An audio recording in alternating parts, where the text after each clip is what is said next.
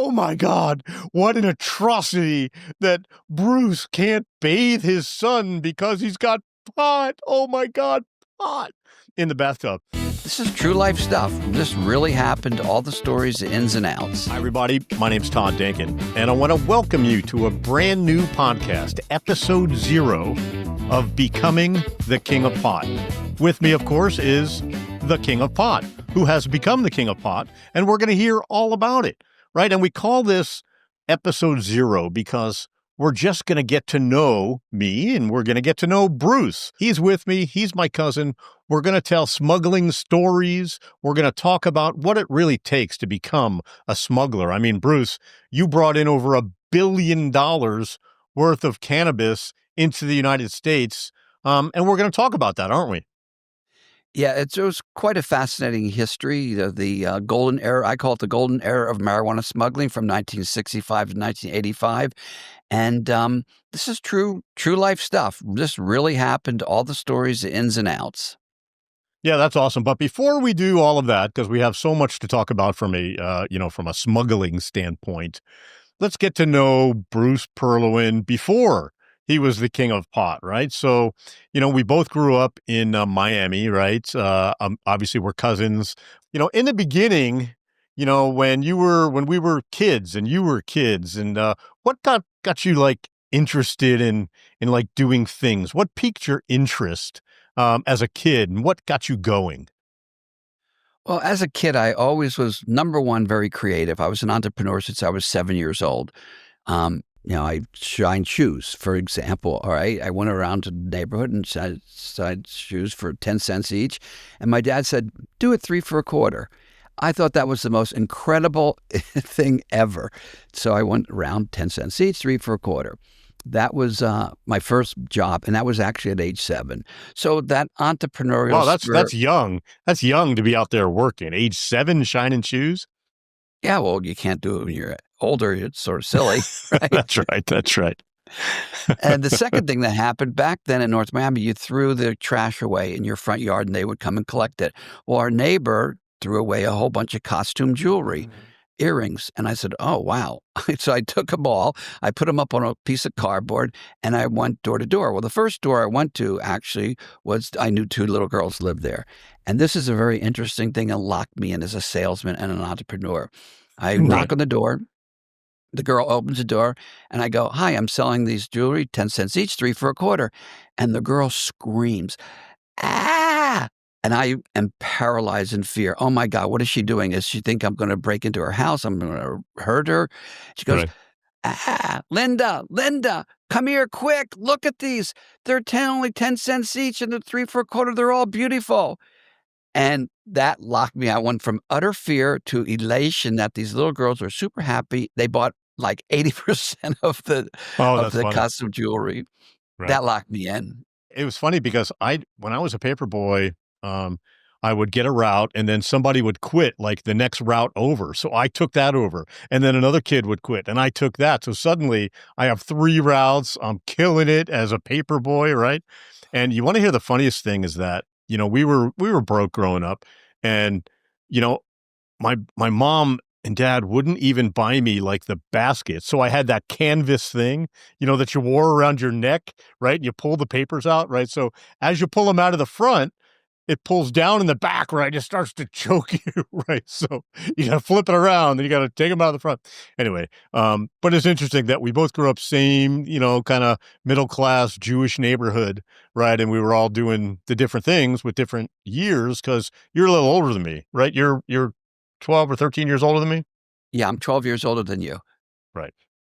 So when we saw you as a kid, like from my perspective, like you were like, wow, that's Bruce. He's the cool kid. He had a great, you were built fantastic, you were, because you were wrestling and you were in gymnastics, right? And you were weightlifting, doing all that stuff.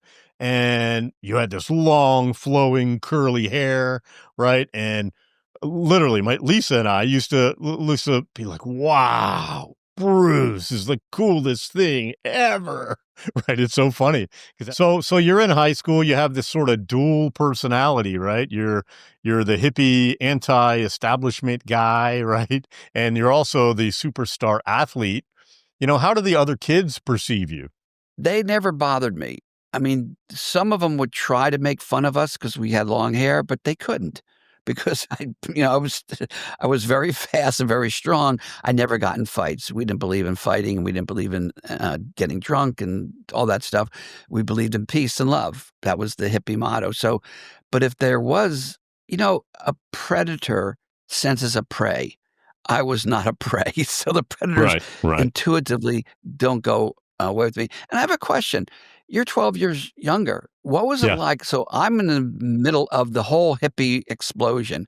What was it like 12 years later with the hippies in North Miami and that movement? Reagan had just come to office, and the world was a little different, right, than after Vietnam. But we were going through the Iran-Contra whole thing. All of that was happening. So kind of the same, just different. You know what I mean? Yeah, it was a fascinating, interesting time back then. And a lot of kids that I meet now, they say, wow, I wish we grew up during those times because everything was new. The religions were new, the music was new, the drugs were new, the lifestyles were new, the eating habits were new, Right. everything, the festivals, that was all new, amazing, creative stuff. And we didn't want to be like Ozzie and Harriet. I Right. was totally Right. anti-establishment, and I wanted to Yeah. do anything but what they were doing. Right. It was Leave It to Beaver and Ozzie and Harriet, right? And guys like you and me didn't want to do that, right? That's what our parents wanted us to do, right? Right. So, Yeah. all right. So how did you? So after high school, um, you know, I know you didn't go to college, or you went to community college right away, right? So let's just talk about after high school, and then where you ended up, because I know you were like organic farming for a little while, right? And you had a tree cutting service, and then that turned into the Magic Woodsman. And let's just talk about that little era of your life, and how that brought you to, again, where you are today. Well, a lot of that was all entrepreneurialism. Not the Magic Woodsman, that came later, but we had a leather shop in high school. We started in high school in the Florida room, David, Tobias, and I, and we made, purses, belts, stash pouches.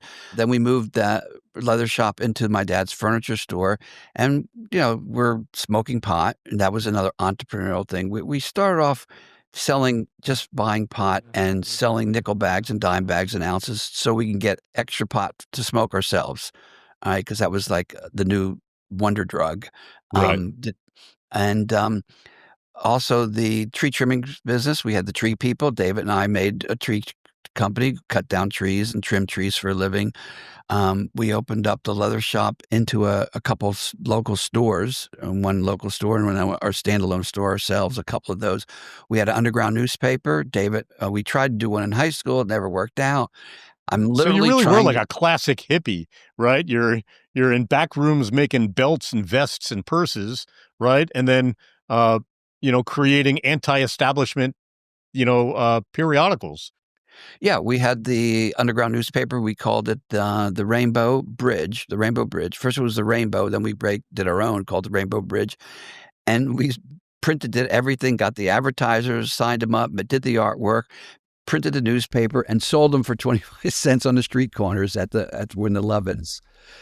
So yeah, totally anti-establishment. We did yoga. We went to do yoga in the park. That was another new lifestyle thing. Now yoga is in every city in America, but back then people didn't even know what the word yoga or what yoga was. Had no clue. Right. So a lot of things Yeah, that we it was like did. something they did in India, right? Right. So, health foods, organic foods. That's like the big, you can't, there's a Whole Foods in every single town in America. Not back then. There was not even one. So we were on the cutting edge of all these new things. And that was sort of what attracted me, to be on the cutting edge of anything. To this day, I'm on the cutting edge of things. Right. Um, Interesting, because after high school is when you and I reconnected after my high school. And, this is no cell phone, no internet, none of that stuff, right? And um, I wanted to visit my cousin Bruce, right? Because we kind of knew, we didn't really know. I didn't really, because when we were kids, we didn't really talk about it, right? We didn't really talk about Bruce until you were in the paper, right? I think there was a picture of you in the Miami Herald, right? And your bathtub was filled with pot. And the caption said something to the effect of Bruce can't bathe his son because there's pot in the bathtub or something like that, right? And it became this thing in my house, like, oh my God, what an atrocity that Bruce can't bathe his son because he's got pot. Oh my God, pot in the bathtub. So that was the first time that I really sort of understood or had any kind of inkling as to what you were doing. Because again, I'm much younger, right? So they didn't let the little kids in on that stuff. Anyway, Well, so what I did you get, think about that? What did you think about that? you know, I always was taught to be anti-drugs. So I was. When I was a kid, I was anti-drugs, anti-alcohol, anti-everything. When we were in elementary school, this is a weird story. They showed us this movie, and I think it was called Bobby, because the kid in it, the star of the movie, was Bobby. Anyway, the whole story is about Bobby and his brother, and this kid Bobby wants to be as cool as his brother is, and his brother starts smoking pot, so Bobby starts smoking pot, but his brother just stayed with pot, and Bobby went to coke and meth and heroin and acid. I don't think they went to meth because that wasn't popular back then, but it was like LSD was the big drug back then. So he went from pot to LSD, and then he ended up dying, right? He ended up going swimming in the ocean and drowning, and Bobby died, and it was very sad. But literally, every year in elementary school, we had to watch this film, and I was really scared of drugs when I was growing up. I never smoked pot in high school and middle school. I never did any drugs. I definitely drank, but drinking age when I was a kid was 18, right? So when I was in high school, I was a big kid. So at 14, 15, 16, 17, I was big. So I always got into bars. So it was, so I definitely drank, but I never did drugs, never did smoke pot or anything until I visited you in California, strangely enough, right? It was the first time, my first experience with pot. Um, and the truth is that I was like, I can't believe I waited this long. So I'll finish that story. So I was traveling around the country, and we got to California, and I'm talking to Craig and your mom to try to get your phone number because I want to go visit you, right? So I get the phone number. I'm in Berkeley, California, right? That's where you had your house, and I go to a McDonald's to use a payphone. So I call, and somebody answers the phone, and I say, is Bruce there? Hey, this is Todd. I'm his cousin. And they immediately hung up on me, right? And I was like, well, what the fuck? Right. So I called back, and you got to understand, I'm feeding like quarters into a payphone, and I got like $9 to my name. And I'm like, holy shit, I got to call again. Right. So we called again, and Alex picked up the phone. Alex, who is your pilot, right?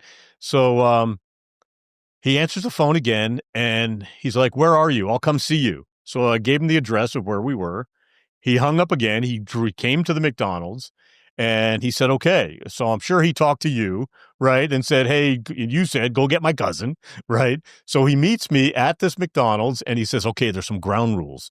Okay, I'm going to bring you in there. You can follow me in, but his name isn't Bruce anymore. Okay, it's Steve Travis. So just call him Steve. Whenever you talk to him, whenever you mention him, you don't even say the word Bruce anymore. And then he kind of went through a couple other things about who was living there. I think your lawyer Paul was there, and your the housekeeper, and I forget her name, but she was like your live-in nanny who did all kinds of stuff. And then Becky was there as well. And we finally got to the house, and I was like, holy shit, because I'm this young kid from Fort Lauderdale, I've never seen anything really exclusive or, I've never seen a giant 5,000, 6,000, 10,000 square foot house. Right. Right. So I was like, holy shit, I can't even believe it. And we hung out in Berkeley. We drove up to Ukiah, hung out there, and literally that's where I started smoking weed, strangely enough. Up in Ukiah or in Berkeley? Well, first in Berkeley, because you had some pot, but you weren't smoking, and Becky and Paul were like, "Hey, you want to smoke some weed?" And I'm like, "Okay." And I'd never smoked weed before, so it was me and Nick, my buddy from high school, and Paul and Becky, right? And we smoked like half a joint, right? And I was wasted. I remember, and I always tell this story too about the first time I got high. I remember laying in we were in your guest room, right? And I was talking to my buddy Nick, and I'm like, dude, I think my legs got up and walked across the room. That's how high I was, right? So, um, it was, it was definitely an experience. And then, we just laughed and laughed and laughed. Everything was just so funny. And, that's my memory. And then when we went up to Ukiah, we ended up working on your place up there. We were construction. You were nice enough to hire us. And, we were day laborers, and, your foreman who was there finally got to go home to his own house. And we got to live there for like a month and a half, living in your house and working there. And then one rainy night or one rainy day, the construction guys were like, "Yeah, we can't do any construction. You guys want to get high and play some poker?" And I was like, now that I'm this experienced pot smoker, right? I was like, "Hell yeah!" Right. So that's what we would do when it rained up in your place in Ukiah. So Well, interesting. Your travel around the country reminds me of my travel around the country growing yeah, up. You asked me about it after high school. In right, 1970, which I graduated in 1969, so 1970, the year after high school, the same exact thing you did, I hitchhiked up to New York, dropped Robin Lane off at a commune. I got to right, experience a commune, and I got to experience free love in the commune with Marcia, the lady I slept in her bedroom. And I go, wow, this is a commune, free love. Then I go outside, and it's time for me to go travel. I was going to to California, but I wanted to drop Robin off safely in New York to this community she wanted to spend the summer with. Then I went to Ann Arbor, Michigan after I said goodbye to Marcia, and she was meditating in the middle. When I woke up, she was gone. She was meditating in the middle of a pond, on a rock in the middle of a stream that ran through the right. property. Now communes, free love, meditation, yoga, all right, all cool stuff. Then I go to Ann Arbor, Michigan, which was a university town, and there I Mhm. found out that there was a bunch of yogis gathering in the desert, New Mexico, and I ended up. I said, "That's cool. I'm going to go to join the yogis in the desert." And I went to Yogi Bhajan's first summer solstice in 1970, gathering in Oh the wow, desert. That was amazing, awesome. It was just so cool. Then from there, I went to LA, slept in a tree house at someone's house, went up to really? yeah, yeah. They said you can sleep in the couch, you can sleep in the treehouse. I said, I'll take the treehouse, because I'm a Of tree course guy, you would, right? Of gymnast, course. right? Up the tree. So I was a Right. monkey. All right. So then I stopped at Felton, and Felton was very interesting. It was I called it the commune of women and children. I slept on the couch in the living room. There was all these like 4 or 5 women lived there, and the guy lived out in a trailer out in the field, and he was a leather maker, so he made leather. And when I woke up, I watched the women in the kitchen making lunches for the children, and that was so cool to see this nurturing, caring, compassionate women taking care of the children. That's when I fell in love with the feminine energy. And I would go to use the restroom, and it's all frilly, all girly stuff. I go, wow, this is interesting. A girl's, because guys' bathrooms weren't like that. I went on to Palo Alto, where I met my friends, David and Bob, and I think Kelly was there maybe, from North Miami.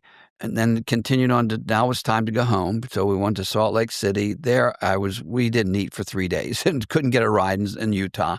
So I flew home from there to North Miami. So Hitchhiked Utah was just as uptight back then as it is now? is what? I said Utah was just as uptight back then as it is now? Yeah, they wouldn't. I couldn't believe Yeah. nobody would pick up a hitchhiker. Right. Finally, actually, a bishop picked us up and said to us, he was dropping some guys off at a boys' camp. He turned around to me and Arthur Promoff and said, "Would you like something to eat?" We hadn't eaten for 3 days. Right. So Right. it was like heaven. And so we get a tuna fish sandwich. I flew home, hitchhiked to New York, to Key West, came back, went to the Atlanta Pop Festival. So I traveled around the whole country. Everybody back then was hitchhiking. It was not dangerous. It was cool. If you smoked pot, you were part of the tribe. They would give you the clothes off their back. They'd feed you. They'd give you money if you needed money. It was a very unbelievable communal type movement in the whole country. So I Right. hitchhiked around the country just like you did. And then the year before that, a friend had dropped off a 50-pound bale of marijuana because I was no longer smoking. I was into yoga and my underground newspaper and health foods. He said, "You're Right. safe. You're not hot." And he said, "By the way, if you sell any, you can make $10 a pound." So the first 50-pound bale we sold, me and David Tobias again teamed up as partners. We sold maybe 20 pounds of the 50 pounds. Second 50-pound bale, we sold it all. That started my marijuana career. And as you said, I was into moving back to land and organic foods. At that point, I moved from there to an organic gardening. It was 360 acres of organic orange trees, and we lived in a tent. Oh, wow. Back Right. to the land. That was my back to land, grew organic gardening, a big organic garden there. I picked oranges for a living, delivered them to the co-op in Coconut Grove, and then moved to Arkansas, back to the land. Back to the land, didn't make it 3 months, came back to Fort Lauderdale to sell pot because that was a way to make money. Same reason I Right. didn't go to college. I went to junior college. You asked me about junior college earlier. Yeah. And I tried. I went to 7 different times, and I just couldn't make. Young kid, I had not a young kid, a young married couple with a baby. Had to Right. sell pot to make a living back then. Couldn't go to school and raise a family. So that started my whole marijuana career, and from there it just took off. But Right. Right. 1981 when you came out, 1980, I brought 5 loads underneath the Golden Gate Bridge and I was know. rocking and rolling. No, I Spent know. I was, like I said, I saw your house in Berkeley, and then I saw your house in Ukiah, and I was like, holy shit, maybe I should be doing what he's doing. You know what I mean? But even when I was there, we didn't really talk about smuggling. I felt like you wanted to keep me sort of jaded. Like, because what the guys were talking about while we were up in the Ukiah house was, I think there was a load coming in of some kind, and while we were there, and they were all talking about participating, and they're like, "Todd, you got to get in on this." It was like, I don't know what you paid these guys, but it was more money than I'd ever seen, whatever it was, right? I think it was like 5 grand, right? And I was thinking, wow, 5 grand, but now I got to go do this. Holy shit, I'm conflicted, right? And then you never brought it up, so I never brought it up until years and years later. Um, you know, but yeah, I found that interesting that all the while I kind of knew, but I didn't really know. And then when I saw the Berkeley and the Ukiah house, I was like, holy shit, it's got to be true. I mean, your Ukiah house was on like 300 acres, right? You had a stream, you had a big 10-foot wall around the whole place. Talk about the security that you had in this place, because it was pretty unparalleled for the time. Well, the backstory is I did bring 5 loads in 1980 underneath the Golden Gate Bridge. So I had money coming out my ears so I could spend as much money doing anything I wanted. I spent $3 million building that house. In that year, I spent $500,000, $1980 every single week, buying Right. That's boats, buying crazy. That's docks, crazy. Right. building that Right. house, paying the Colombians, paying the captains and the crews. So the security at the particular house was very interesting.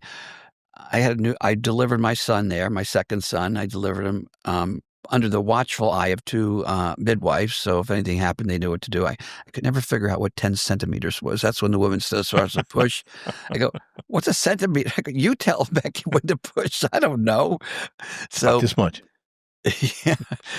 So anyways, so I have a newborn baby there, and I'm a smuggler. I wasn't too worried about, the violence, because we were a totally nonviolent organization. I was worried about some Right. hunter coming and robbing the place, all right, or just someone in the backwoods. So we had a spiral staircase that went up to the top bedroom.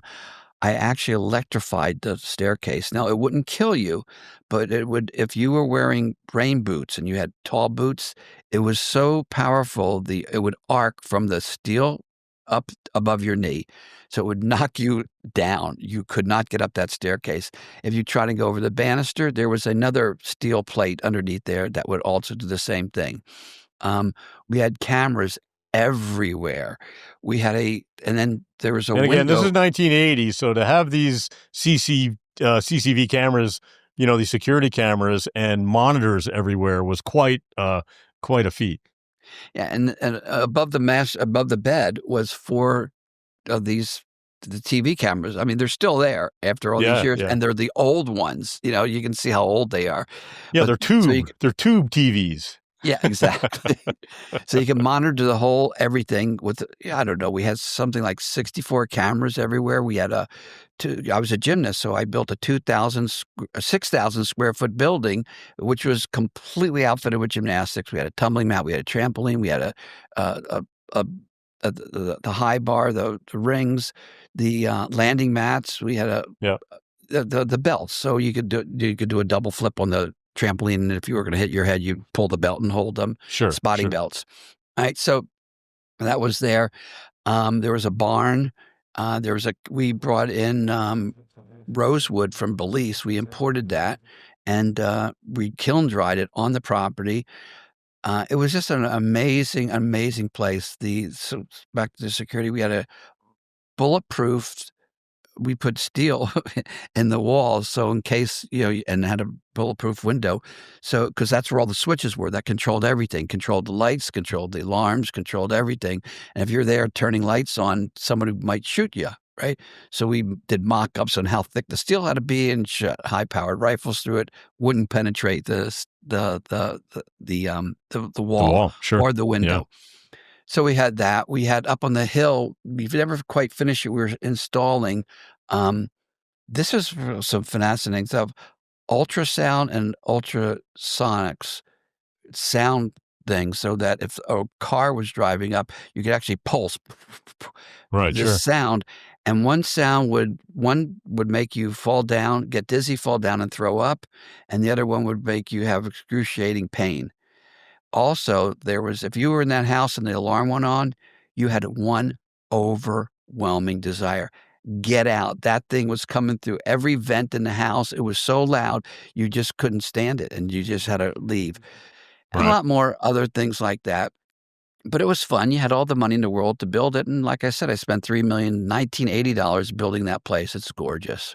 Yeah, and I spent like a month like breaking everything, right? Because you left Nick and me there by ourselves, right? And your foreman, I forget his name, but he went home, so they would come there in the morning and wake us up, and then put us to work, whatever they were doing, right?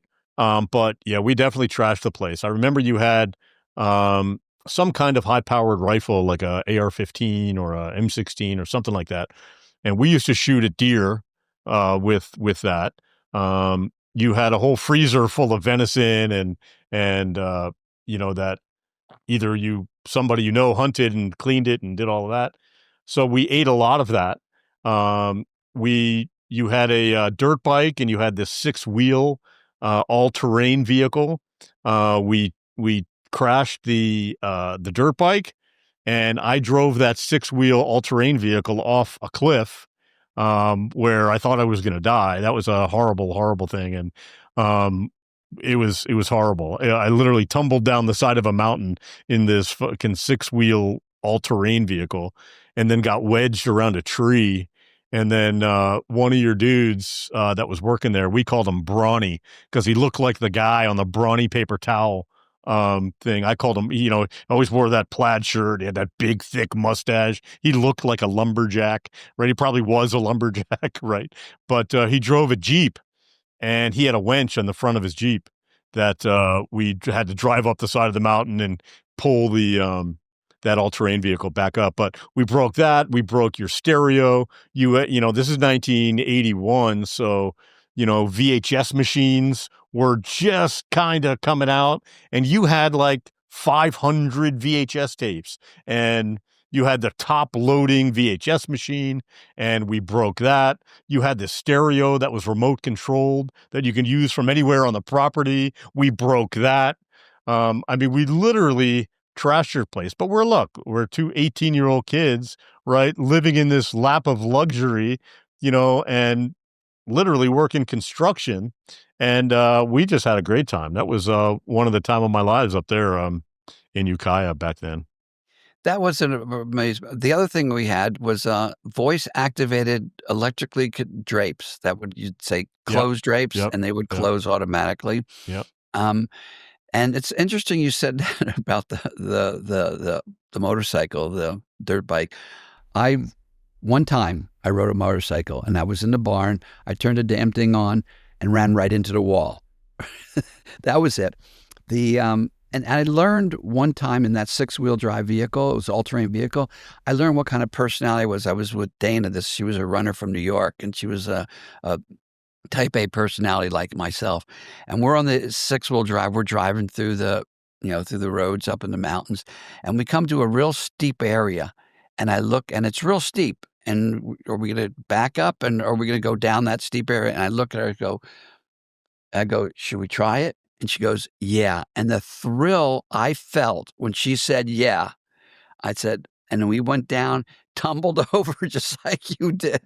But funny. There was a roll bar on it. Yeah. So we didn't get hurt. We jumped out, and I got it right up. I didn't wrap around a tree like you did. And we just continued down the road. But that's interesting. I didn't know you wrecked a 6-wheel. Yeah, we flipped over, and the hood cover came off and covered me with gasoline, right? So all I'm thinking in my head, like from every movie I've ever seen, right, is this is going to hit something and explode, and I'm going to burn to death. That's what's going through in my head as I'm tumbling down the side of the mountain. Now, that was only like, I don't know, 5 seconds, 10 seconds, however long it was, right? Seems like 10 years as you're in it, right? But yeah, the only thing I could think about was exploding and burning to death. And when it wedged on the tree, I hauled ass because I unbuckled the seatbelt, because you're right, it had the roll bars, so you could roll, right? And just flew up the side of the mountain and was like, oh my god, oh my god, oh my god. That I thought for sure I was a goner. But that was fun. That was a good time of my life, and that really set me on my path, as well. In Fort Lauderdale, you were just kind of doing what you had to do to feed everybody, right, and to keep a roof over your head, right? So, talk about that what was happening in South Florida, who you were working with, how it was all happening, and then how it took you on this road. All right. Well, it started off with that 150-pound bale. Right. Other than buying a pound and breaking it up into ounces and nickel bags in high school, and that's got me selling, pounds of pot, 3 pounds, 5 pounds, 4 pounds, a half a pound, not so much ounces anymore. And then I remember one day David came over, and I said, David, look at this. And I went underneath the diapers into the envelope and said, we have $1,000 profit.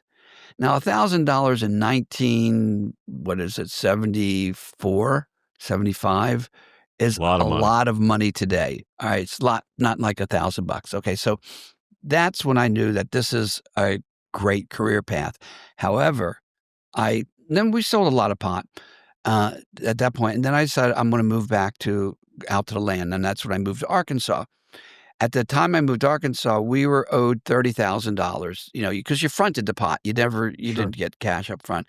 So I said, David, you go ahead, collect their money, send me half, you keep half, and then you take over the business. It'll be your business. I'm moving out to the land. I'm going to go live in nature. Again, nature didn't work out. back then. We couldn't make a living in Arkansas. 3 months later, I was back selling pot. Now the loads are a lot different. They're, you know, walk into a warehouse with 30,000 pounds or 5,000 pounds. Now you're getting truckloads, not bales. You're getting truckloads and vanfuls of bales. And that just, if you weren't making $10,000 a week in that time, you were doing something wrong. You were either Well, so you selling. go from you go from a pound here and a pound there to 10,000 a week. How's that happen? Well, remember, there was bales, a pound here, a pound there. Then there was bales. Then I went to Arkansas. When I came back, South Florida was it. It was the point of entry for untold millions, and this is not an exaggeration, I say millions and millions of pounds. And it would come in and it would be totally flooded. Let's say 100,000 pounds load would come in for 1 week and it'd be gone. But for a week when you're a kid, that's a long time. Yeah. I remember one time I started, so you start working with the big smugglers, and I think the big break I got, interesting break, I was getting fronted loads, and I got fronted a $250,000, a $500,000. I had a $250,000 at one stash house, $250,000 in another house, and the DEA came and didn't bust that stash house, but they beat the hell out of the guard there, George, and stole the pot. All right, so that was an interesting thing. Do we go after them? Because we didn't know who it was. Right. Do we hire hitmen to go after them and get our money back? Or do you just say, forget it? Well, we found out that it was the DEA and we didn't want anything to do with that. And we didn't want to be violent. We said, screw it. We'll just make get another load and make more money. I paid that $250,000 back to the smugglers. By getting another load, I still had another $250,000 that they didn't, the guys didn't get, the robbers. Right. So I paid them back. That gave me an incredible reputation. Not only was I a great salesman, but I was honorable and honest. And I kept my word and I paid them all back. Every smuggler wanted to work with me at that point. Then I said, well, wait a minute. I don't want to just be a smuggler. I want to be a distributor. I want to be a smuggler and be partners with you. If I'm doing all the work, selling the loads. And I work with, a lot, like you said, the Black Tuna Gang down there, the Daring and Dashing Smith brothers, or the Notorious Smith brothers, the ex-mayor of Hollandale, a lot of this, what are now famous smugglers, and they all have stories and podcasts. Randy Lanier, he just finished his book and there's stories about him, podcasts about him, and I think a 4-point episode. Guys that we grew up with all became big famous smugglers. Yeah. I wasn't the biggest. I was the biggest in West Coast history, but not back there. Right. Don Steinberg, he's the largest in the United States history. He was operating in there. So we were all operating. To give you the size, when I say millions of pounds, I one time was flying in a plane looking for my freighter that the Colombians sent up at the rendezvous spot. Back then, we came in between Christmas and New Year's. That's when a lot of the loads came in because the DEA and FBI are all on vacation. Right, they learned that trick after about 3 years, and didn't go on vacation. That's funny. But in the beginning, they were. I'm flying over. I find where it was, Bimini Rock or whatever, the lighthouse point. I forgot the rendezvous spot. There were 7 freighters lined up. Mine was the 7th one. All right, and so you go with your speedboat. Go to the first one, code word, nope. Go to the second one, code word, nope. Go to the third one, code word, nope. That's hilarious. Now, 7 freighters, their average of 50 to 100,000 pounds. That's just 1 week. 1 week. Yeah, that's a lot of weed. And that sounds like some of the stories that we're going to tell on this podcast too, right? We're going to literally explore the ins and outs of all of your expeditions, all of your smuggling relationships, your troubles with the FBI, with the DEA, with the Coast Guard, and all of the other folks that were chasing you over the years, as well as the time you spent in jail for kidnapping your own son. We'll talk about that in another episode. And then, of course, how you really became the king of pot by just working your way, up the ladder to become, the king of pot and, a cannabis kingpin. I found it interesting that on the special that they did on you on, MSNBC, the last question they asked you that I want to also ask you again, which was, knowing what you know now, having done even later on in life what you've done up to this point since getting out of prison, would you do it all again? And my answer today is the same as it was at the end of that CNBC documentary, Marijuana Inc. Inside America's Pot Industry, is yes, I would do it exactly. I would live my life exactly the way I lived it. It was a lot of fun. But it also, I'll add, it taught me a lot of amazing life lessons that Sure. apply to everything I've done over the years. Great. And that's something, that's one of the things that we are going to explore, on this podcast is that, it wasn't all about the drugs, right? It was just really more about enlightenment and sharing and bringing love and expressing love and again, how it relates to today, right? And how you had to maneuver and outmaneuver, the folks that were on your tail and even the competition. So we have lots to talk about, throughout this series. Anything you want to add, Bruce? Anything you want to ask? Well, what I want to add is we're not just going to tell my story or our story, right? We're going to be doing down the road, after we get that story out, all the other smugglers of yesteryear, as many as we can get, because I love to listen to the stories as much as anyone else does, because it is true stuff that really happened. And some of it's violent, some of it's what involves the mafia, some of it involves some amazing stuff. And some of it was like a lot of it, at least in my world, was all peace and love and sharing the wealth and raising the consciousness by smoking pot and doing psychedelics. That was another side part of this whole world. Right. And isn't it ironic that, cannabis is legal in 38 states? Psilocybin is on its way to, becoming legal in many states. And it's interesting that you really predicted all of this, didn't you? Yeah. Yeah. I predicted it, but it's easy. I mean, come on. 1 + 1 + 1 = 3.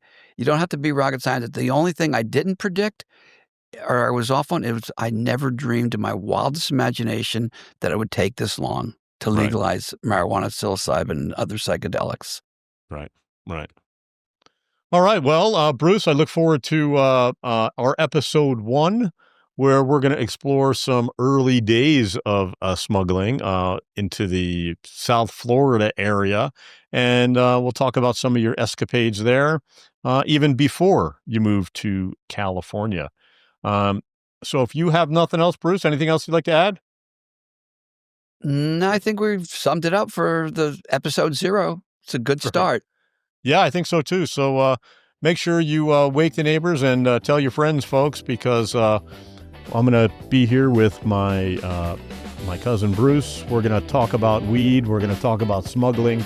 And we're going to talk about Bruce's exploits as the king of pot.